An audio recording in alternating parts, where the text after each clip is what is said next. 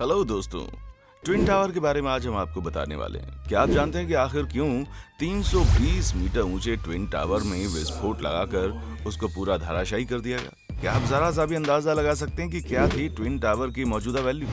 Twin tower को ध्वस्त करने की घटना आज सोशल मीडिया पर लगातार सुर्खियां बटोर रही है। हिंदुस्तान में पहली बार ऐसा कुछ हुआ जिसने चारों ओर तहलका मचा कर रख दिया। वीडियो को बिना खींचे बिना स्किप किए पूरा देखिएगा।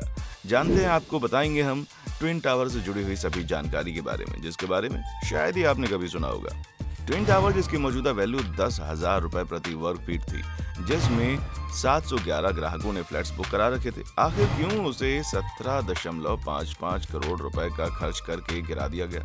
ये सवाल हैरान कर देता है। दरअसल 32 साल पहले जब आर.के. अरोड़ा ने रियल एस्टेट कंपनी की स्थापना की, एक ऐसे बिजनेस की शुरुआत की जिसका काम बिल्डिंग का निर्माण करना था। इस कंपनी का नाम सुपरटेक लिमिटेड दिया गया, जिसने अलग अलग शहरों में अपने प्रोजेक्ट्स बनाए। इस कंपनी ने एक से बढ़कर एक रेस्टोरेंट और कॉलेजेस का निर्माण किया। इसी कंपनी ने साल 2004 में एक प्लॉट खरीदा, जिसमें एक हाउसिंग सोसाइटी और एमराल्ड कोर्ट बनाने का काम शुरू किया गया। जिस प्लॉट को इसने खरीदा वो सेक्टर 93A में लोकेटेड था। शुरुआत में 9 मंजिला मकान बनाने की बात कही गई, लेकिन 29 दिसंबर 2006 में इसे बदलकर 11 मंजिला मकान बनाने की अनुमति ले ली गई। साथ ही साथ अथॉरिटी ने टावर निर्माण की संख्या में भी बढ़ोतरी कर दी।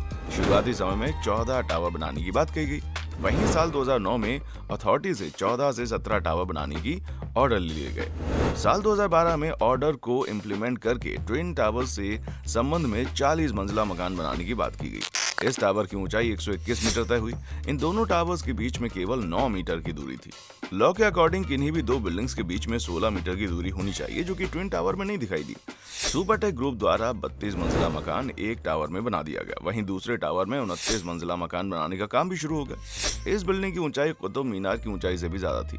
आपको जानकर हैरानी होगी कि ट्विन टावर को बनाने में लगभग 300 करोड़ रुपए का खर्च किया गया। इतना ही नहीं, ट्विन टावर को बनाने में 3 साल का समय लगा। ट्विन टावर्स के निर्माण के समय एक नहीं बल्कि कई नियमों का उल्लंघन किया गया था। एनबीआर 2006 और एनबीआर 2010 के नियम के तहत किसी भी दो बिल्डिंग्स के बीच की नियमित दूरी तय की गई थी, लेकिन इन दोनों नियमों का उल्लंघन करते हुए इस बिल्डिंग का निर्माण किया गया। दोनों बिल्डिंग के बीच की दूरी सही नहीं थी। साथ ही साथ नेशनल बिल्डिंग कोड 2005 के नियम को भी ध्यान में बिल्कुल भी नहीं रखा गया।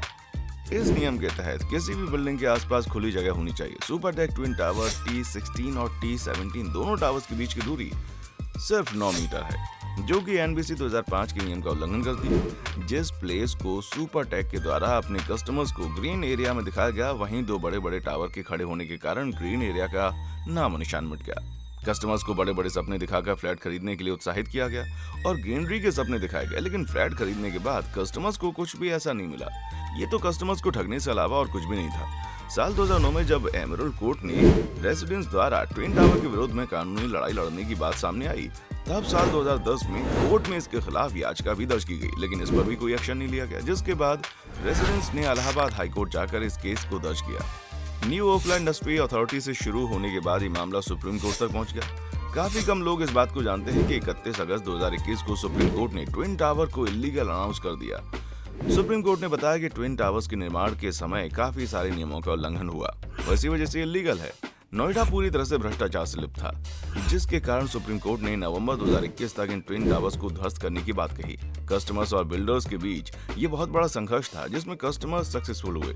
ट्विन टावर्स जिसे करप्शन का स्मारक कहा जाने लगा था, इसे ठीक समय पर सायरन बजते ही विस्फोट कर मलबे में बदल दिया गया। ट्विन टावर्स को बनाने में जितने पैसे खर्च हुए वो तो हुई, इसके अलावा ध्वस्त करने में लगभग 20 करोड़ रुपए खर्च आया। बिल्डर्स ने ही ये खर्च किया। ट्विन टावर्स को ध्वस्त करने से पहले इस बिल्डिंग की मार्केट वैल्यू लगभग 700 करोड़ रुपए हो गई थी। ट्विन टावर्स को ध्वस्त करने के लिए टावर के हर एक पिलर में विस्फोटक लगाया गया। एक पिलर में लगभग 4 विस्फोटक लगाए गए। हालांकि हर विस्फोट 40 से 120 ग्राम का था। काफी कम लोग इस बारे में जानते हैं कि दोनों इमारतों में टोटल 9642 छेद करके विस्फोटकों को भरा गया और लगभग 3700 किलो का बारूद लगाया गया। इन सभी विस्फोटक को ट्रिगर के मदद से दबाया गया और अकेले में ऐसे ध्वस्त हो गया ट्विन टावर पूरा। हालांकि पहले ग्राउंड फ्लोर को खत्म किया गया, उसके बाद पूरे बिल्डिंग को ब्लास्ट किया गया। ट्विन टावर्स को 28 अगस्त 2022 में ध्वस्त किया गया। इस बिल्डिंग को पूरी तरह से ध्वस्त होने में सिर्फ और सिर्फ 9 से 11 सेकंड का समय लगा। दोपहर के 2:30 बजे ये बिल्डिंग पूरी तरह से ध्वस्त हो गई। जब इस बिल्डिंग को ध्वस्त किया जा रहा था, उस समय 100 मीटर के एरिया में सिर्फ 6 लोग मौजूद थे। इंडिया में ऐसा आश्चर्यजनक विस्फोट आज तक नहीं हुआ था। इतनी बड़ी बिल्डिंग को विस्फोट लगाकर ध्वस्त किया गया था। ट्विन टावर्स को गिराने के बाद आम जनता पर वैसा कुछ असर नहीं दिखा जैसा सोचा गया। वैसे कहीं ना कहीं ये सही भी है, क्योंकि पब्लिक को ध्यान में रखकर ये कदम उठाए गए थे। नोएडा की डॉक्टर सरकार ने बताया कि जब इस तरह की बिल्डिंग को ध्वस्त किया जाता है तो बहुत बड़े अमाउंट में गैस और धूल हवा में मिल जाते हैं। पब्लिक के हेल्थ पर भी नुकसान होता है। नोएडा की पब्लिक को कुछ दिनों के लिए उस इलाके से दूर रहने के लिए कहा गया। गैसों एवं धूल के बुरे प्रभाव के कम होने पर पब्लिक को वापस आने का ऑर्डर दिया गया। ट्विन टावर्स को ध्वस्त करने के बाद 35,000 क्यूबिक मीटर का मलबा बाहर निकला, जिसकी साफ सफाई में लगभग 90 दिन का समय लगा। 35,000 टन मलबे में लगभग 4,000 टन स्टील निकला। ट्विन टावर्स के मलबे को धोने के लिए ट्रक के द्वारा लगभग 1200 से 1400 का चक्कर लगाया गया। इस तरह से पूरा ट्विन टावर धराशायी होगा और बच गया सिर्फ मलबा। ट्विन टावर से जुड़ी कौन सी जानकारी आपको सबसे ज्यादा शॉकिंग लगी? फटाफट से कमेंट सेक्शन में आकर बताएं और वीडियोस को शेयर करें अपने दोस्तों के साथ, ताकि उन्हें भी पता चल सके ट्विन टावर से जुड़े सभी तथ्यों के बारे में। यदि आपको वीडियो पसंद आई है तो चैनल को सब्सक्राइब करके बेल आइकन दबा दें, ताकि आपको ऐसी शानदार वीडियोस की नोटिफिकेशन मिलते रहें। दोस्तों, जल्दी फिर मुलाकात होगी एक और नई वीडियो के साथ। तब तक आप यूं ही मुस्कुराते रहिए। देखने के लिए शुक्रिया।